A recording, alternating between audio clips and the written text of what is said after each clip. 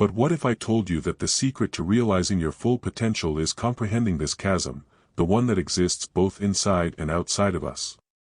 Stay with me because you will discover things at the end of this voyage that could alter your perspective on the world and yourself.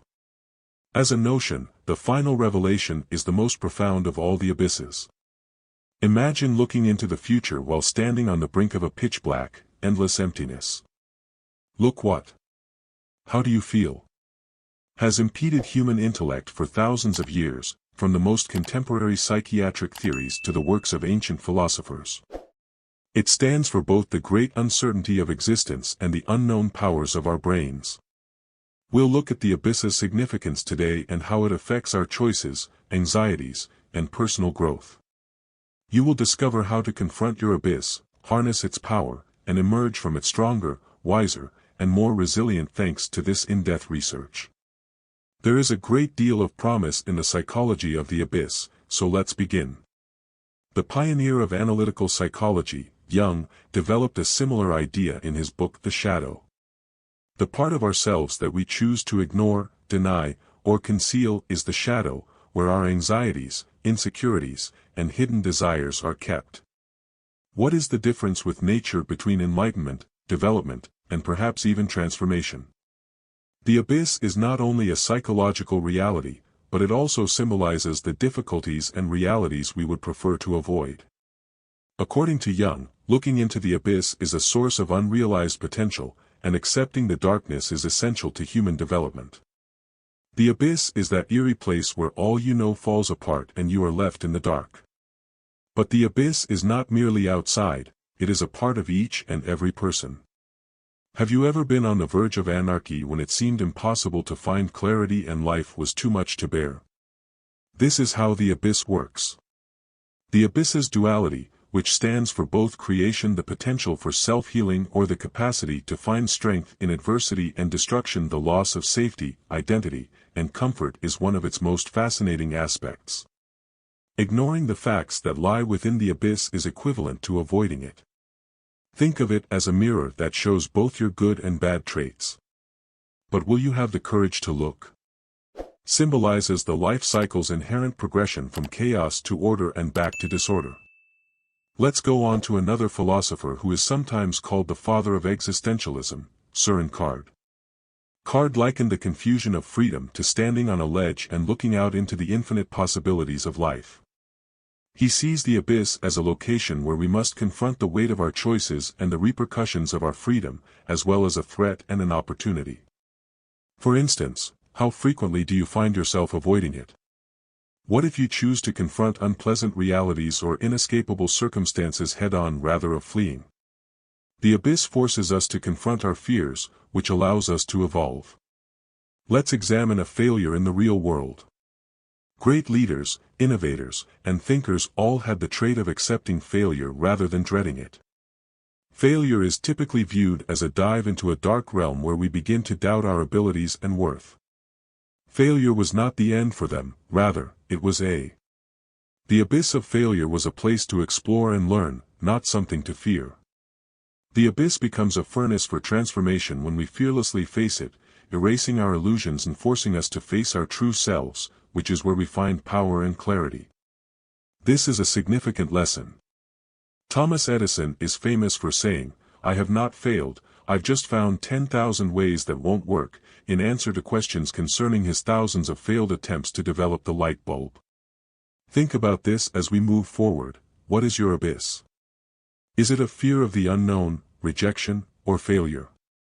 If you faced it instead of avoiding it, how could your life change? How lately have you actually examined your abyss, if I may ask? What caught your attention?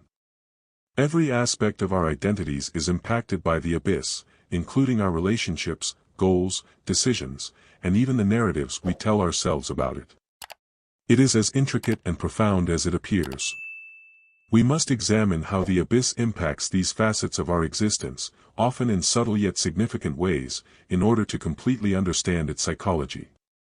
For instance, one of the primary feelings evoked by the abyss is terror.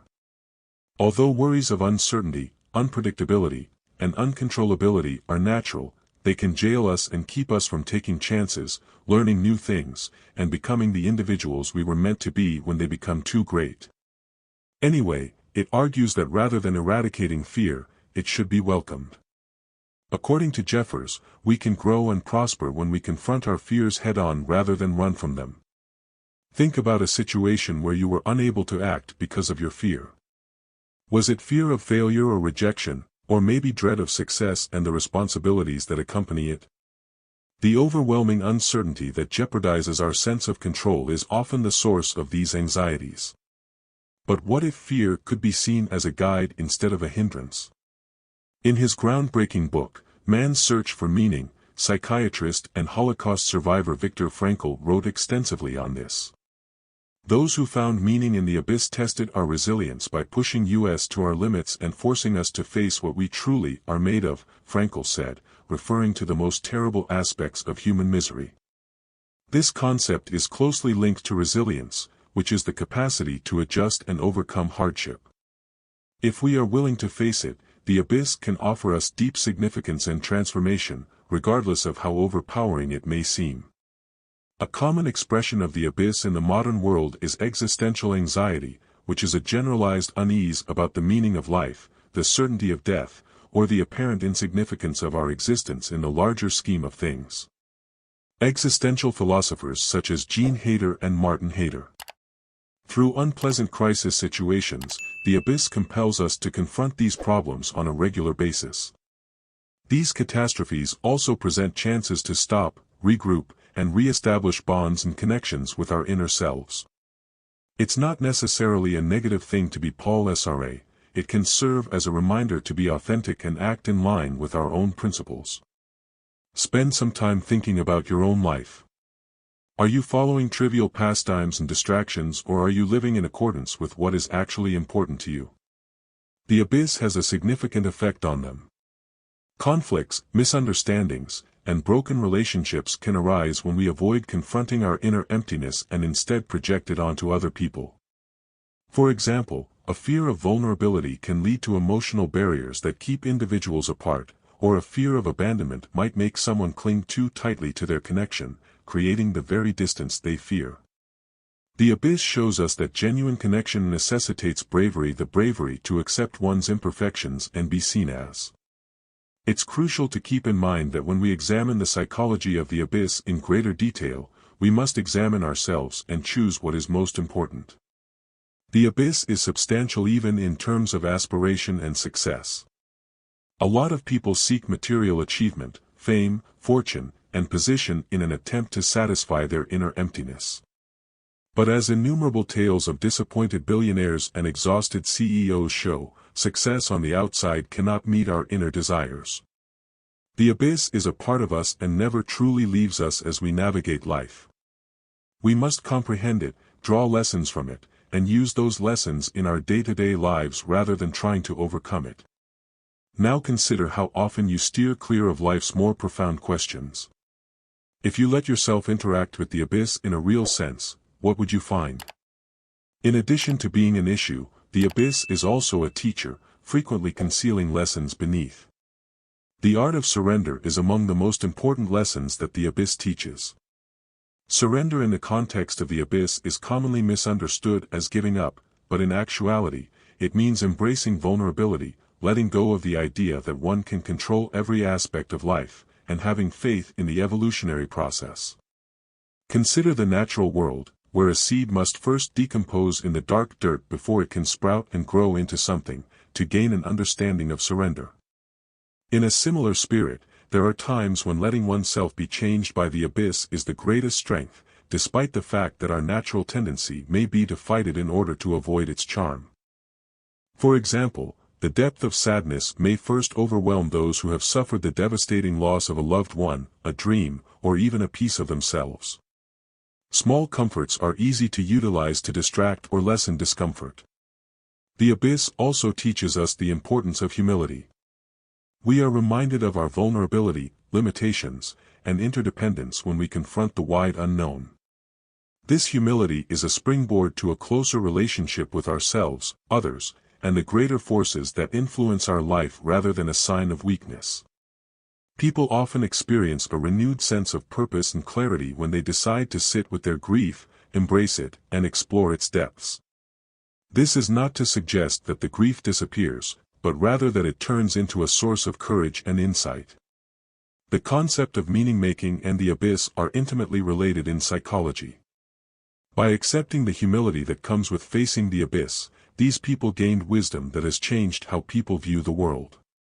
Albert Einstein, who characterized his or her cosmos as a cosmic religious sensation, and Socrates, who understood that true knowledge resides in acknowledging that one knows nothing, are two examples of brilliant minds throughout history who have ventured to tackle the riddles of existence.